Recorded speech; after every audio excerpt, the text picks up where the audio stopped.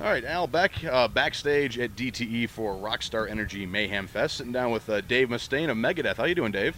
I'm pretty darn good right now. Wonderful. Well, last time I spoke to you was a little while ago, and you were kind of foreshadowing something that's been very cool with Mustaine the last couple of years. We've kind of gotten a retrospective experience out of you lately. We had last year you did the tour where you did Rust in Peace live all the way through. You just re-released a Peace Cells for the 25th anniversary. Was this kind of all put together thinking about a retrospective thing, or did this kind of come together by accident? Well, I think that if you look at Megadeth's career, we've been really in touch with our fans. We've been really aware of our business that we are in. We've been aware of how to be successful and how to not cheapen yourself or how to compromise your integrity. A lot of people, when they start getting successful, money obviously follows, and some people, they can be turned inside out for the almighty dollar. We've never really let that affect us. I've always been a blue jeans and tennis shoe kind of guy, and I think that's why people like Megadeth is we're not caught up into the whole pretense. And I've got nice things, but I'm still a normal guy. I'll have pizza and stuff like that. It's not, my favorite food is macaroni and cheese. Come on. Wonderful. And it has been quite an experience, especially for someone like me who's maybe a little bit of a younger fan that kind of missed out on some of those early days to really sit back. And you definitely are a guy who likes to look forward. You don't forget the past, but you look forward. So it's been very cool. And even you're doing the Big Four concerts, which is kind of in a theme, looking back on the old days too.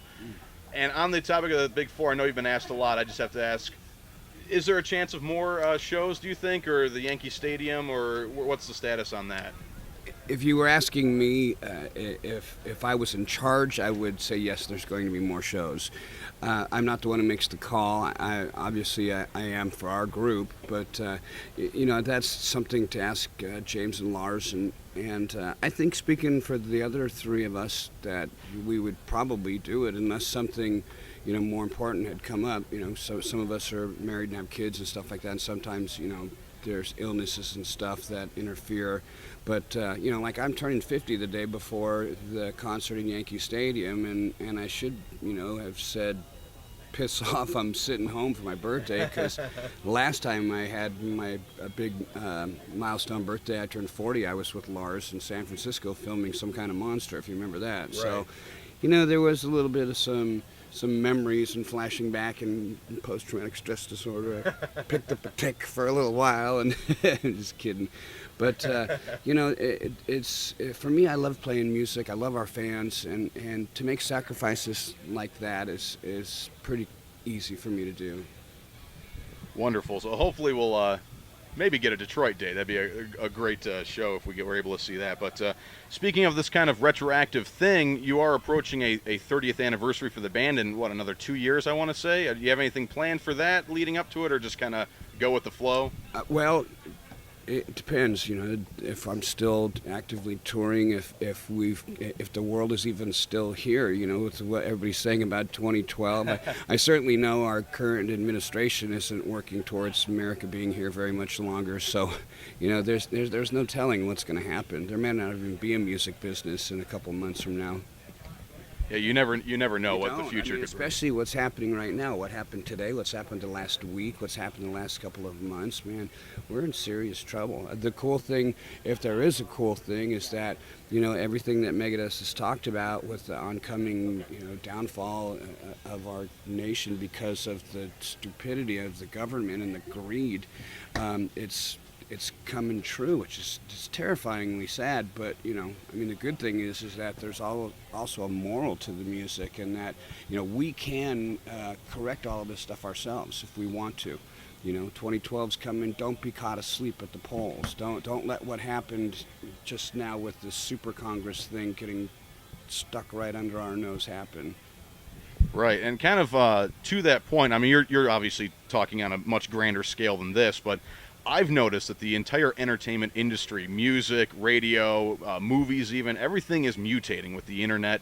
And, for music, especially with social networking, Facebooks and all that type of stuff, is there any kind of change that you've noticed, obviously being around before internet and even when getting into it when cable TV was just kind of getting started? Yeah. You're absolutely right. I'm sorry, I didn't mean to cut off your question. No, that's okay. I was just saying if the changes that you kind of noticed. I've noticed a lot of changes. It's not glamorous to say you've been around from before. There were there were televisions and stuff like that. Sorry. Yeah, but the truth of the matter is I've been successful for quite a while, and I have seen a lot of things change. I was around back when we had modems. You remember those things? Whatever those sounds were. But looking at the music business, we used to have vinyl, and people used to put only a set amount of minutes worth of material on each side of the vinyl before the grooves started getting too close together. You didn't have the record label telling the bands, you better put this amount of songs on here because we need a special package for Walmart, and we need a special package for iTunes, and we need a special package for Best Buy. And if you don't do this, oh boy, you're going to keep us from selling records, and you're going to sabotage your record, and then you end up doing stuff that you're scratching your head at the end of the day. What just happened? Right. The music industry's changed so much right now. Before, music business, like I've said, has always been one word, and now it's two. In our business, you know that. Concerts, there used to be promoters, and they would put together great bands, and now they're just like talent buyers. They just get 4 or 5 bands that sound the same and slap a logo on it and get some kind of sponsor, and they're there. That's the cool thing about European festivals. They've got really different lineups. Yeah, I've actually got a cousin who lives in Sweden, and he talks about the metal fests over there. I mean, you're saying it's a huge difference when you play there than you play here? It is a big difference. One thing about I know, and I'm not saying this just because I'm here. We have an alumni from Detroit, so we have relations with Detroit. We love this city here. I've seen the fan base that Megadeth has here, and it's really crazy for us. And it's like that outside of the States and a lot of other countries too. But we found there's a lot of cities in the country that are kind of reserved. They just don't. It's not cool to sing along and to come with your friends and party and celebrate and stuff like that. It's more about the guys in the audience are a better guitar player than you are, and they'll say stuff and throw stuff, and and if you're a young band and you have to be subjected to that stuff, it's kind of like Fight Club almost, you know what I mean? Right. So I'm glad in one respect that I don't have to go through that initiation period right now, but I also see that the music business, we need to be shaken up. We need another Guns N' Roses, another great band come onto the scene, like when Metallica came onto the scene when I was in the band, and how like when U2 came out, we need another great band like that just to put some hope back in the music business. Absolutely. And as you mentioned, you do kind of you've got a history here in Detroit. As a matter of fact, I feel like I always have to mention when I talk to you, Chuck, one of your former drummers, who was from Livonia. I mean, do you have a favorite Detroit memory, maybe? Oh boy, there were a lot of good ones and a lot of illegal ones, So I won't incriminate myself or anybody else. I'll stick to the good ones. When we met Chuck, it was really a great experience. We had gone to Blondie's, that little punk rock club. Oh yeah. And our drummer was in the bad side of town looking for some social lubricant, we'll say, and Chuck was there, and we needed to do a sound check, and he goes, well, I can do it. And I was like, yeah, right. And he got up there and he played the songs, and I thought, this is great. I said, do you want a job, working for us? And he came out as Gar's drum tech, and then Gar eventually lost his job, and Chuck jumped up on the kid, and it was great. I was just watching the In My Darkest Hour video the other day and remembered I had some really great times with Chuck. That's great. It's amazing how things like that can happen. Like you said, you never know what could happen. He was just working, and next thing you know, he's in Megadeth. But now we did talk a little bit about the past as we sit here with Dave Mustaine from Megadeth at Mayhem Fest. How about a little bit about current and future? Now, you've been out revamping stuff, releasing stuff, re-releasing stuff, and somehow found a couple of months to sit down and record a new record. You want to talk about that a little bit? Well, when we got done over in Europe, we had a little bit of some time off, and I was in the process of going through modernizing our studio, where it's our headquarters / studio basically, and a lot of things came up, a lot of material we were going through because we had the Rust in Peace re-release, like you were saying, the anniversary for that record and so on. And there was a lot of stuff going on, and we just had a window of opportunity, a 2-month period where they said, look, if you guys want to put out another record in the next year, you need to do it now, because you're not going to have the time to go into the studio. There's never going to be another 2-month period for you within this amount of time for you to get a record done and release it. It's all more baloney about the music business with timing and deadline and stuff, instead of, hey, go make a record, when you're done, give it to us, we'll be stoked and we'll sell it to the world and we'll all drink Cokes at the end and ride hot air balloons and stuff. It ain't like that anymore. So we had the two months, and we had this great record producer from Chicago named Johnny K. I don't know, have you ever heard that guy? Did not. Disturbed. He's their producer. He produced Mustaine, produced Machine Head. Oh, of course. Yeah. Big guy, man. You play him all the time. You probably just never saw that in the small print. Right. Yeah, so he was working with us, and we just hit it off right away. But still, we had to, first week we had to do this song called Never Dead for the Konami video game. And that took a week, and then the next week we listened to songs, and then the next week we arranged stuff. So the first 3 weeks of that 8-week period were used already. And so we had to finish the remaining 12 tracks in 5 weeks. And tell you, in order to have a record that turned out as good as I believe it did, we had external forces working with us, and it was really cool. Of course, Endgame was a great record too. So it's going to be a good follow-up. It sounds like. As I understand, the record will be called 13, looking for an early November release. And one thing that's always been very much a part of Megadeth, I've noticed, is the evolution of the band. There's always that sound that is the core of Megadeth. But you can listen to each record, and you can kind of hear where you are in your life. The themes that change, they get very political at times. So given that, what can we expect this record to sound like? Wow, that's pretty good evaluation. I got to tell you, you're absolutely right on the money with where I'm at and how it shows up in the songs and the records and stuff. I think that I kind of discovered the imaginary fountain of youth for myself. I've been able to get back in touch with the young 16-year-old guitar player that was ready to conquer the world, and I've been able to experience that peace from knowing that I'm good at what I do. And for a long time I had so much doubt in it, and it just ate me alive, because there's so many great guitar players out there, and for the longest time we would get slighted or left out of even the simplest things, like who's the top 1,000 heavy metal bands, we wouldn't be in it, right? It's like, come on, But things changed for us, and it's been great. The Grammy nominations, becoming a New York Times best-selling author, all those things for me has been really amazing. And then for me, which was almost not the cornerstone or anything of that pivotal, but something that really was an important marker in my life was this book that came out, the 100 Greatest Heavy Metal Guitar Players, and the guy who wrote it was a very reputable journalist, and I was doing a photo shoot for Revolver at the time when I got the magazine, and I was thumbing through it, and I didn't think I was in it, because we get to the top 50th, there's 100, we get to 50 and I'm not in it, and I'm like, oh, okay, well, I missed this one, and I keep going through, and we get down to the top 20 and I'm not in there, and then I see somebody that I thought would be number one go past, and I was like, oh wow. And so I get to 10 and there goes James, and then get to the top 5 and there goes Kirk, and I'm like, is this one of those stupid books with a fake back page in it, And then we get to number 3 and I said, you're sure I'm in here?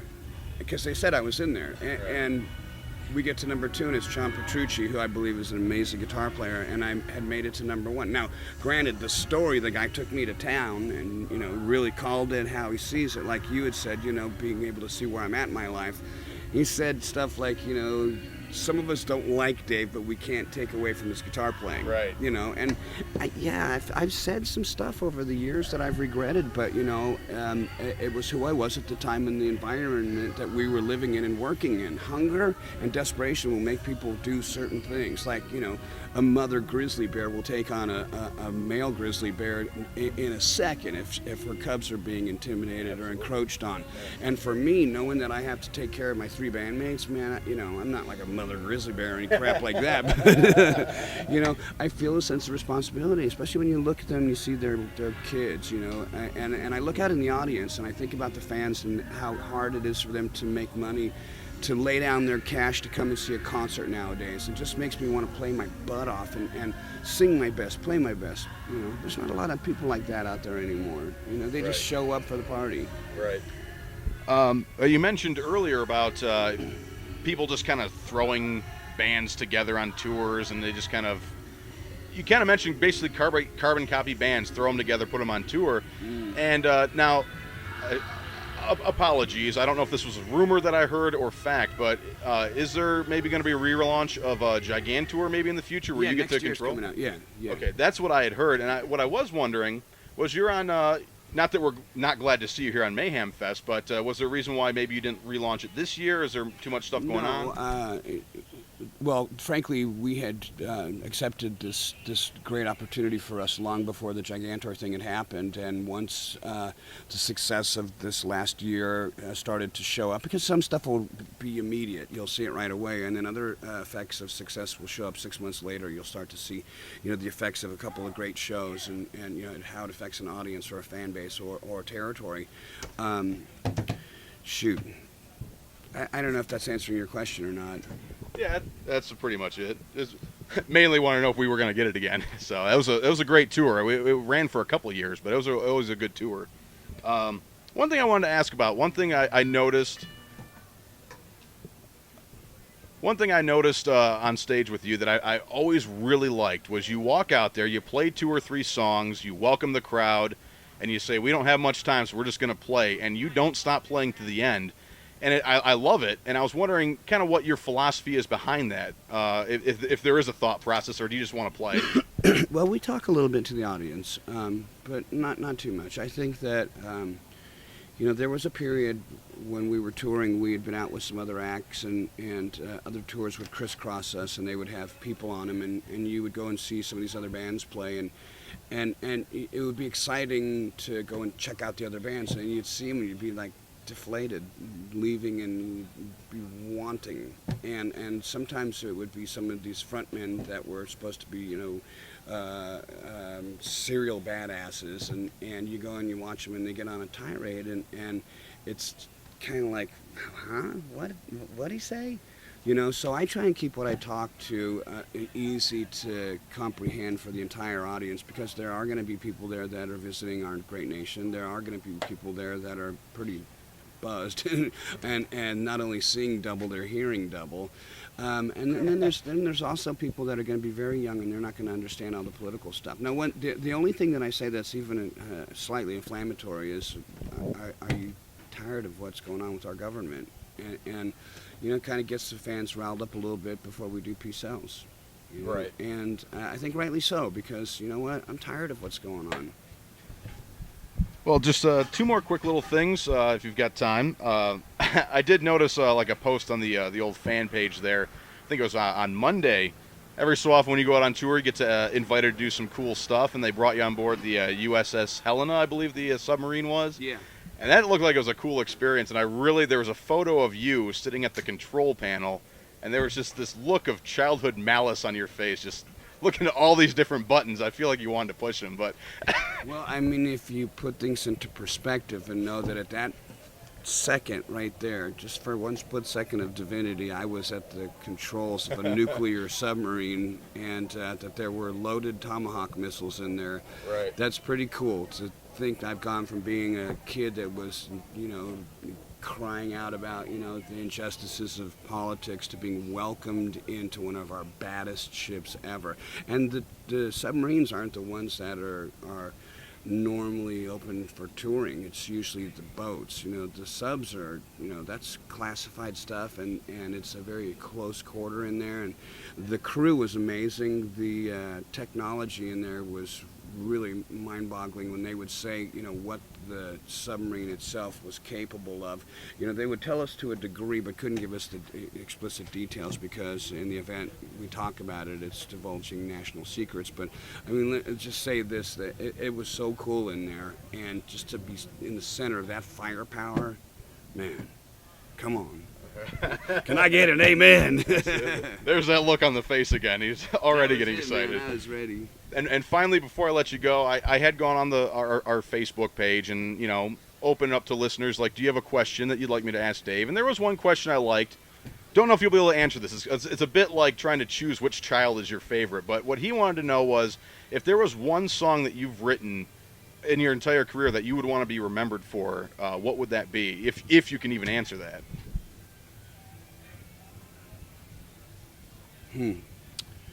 I guess I need to write a song, Never Dead. There you go. That's it. Perfect. It would be Never Dead, because I don't intend on dying. I don't want to die. You know, I've already died once for 20 minutes, and for some weird reason, I'm still here. My wife was there while I was dead, so she, you know, told me that it was true. I had first heard it, and I thought it was like that story, you know, they tell kids in elementary school where the convict pops out his glass eye and says, "I'm keeping an eye on you, boy. I'll see you in prison if you do drugs," and stick it back in his head, you know. And, you know, when they said that I had died for that long, I was like, no, that's not true. And then my wife goes, "Yeah, you asshole, you scared me." You know, and I learned a lesson. Right. Yeah.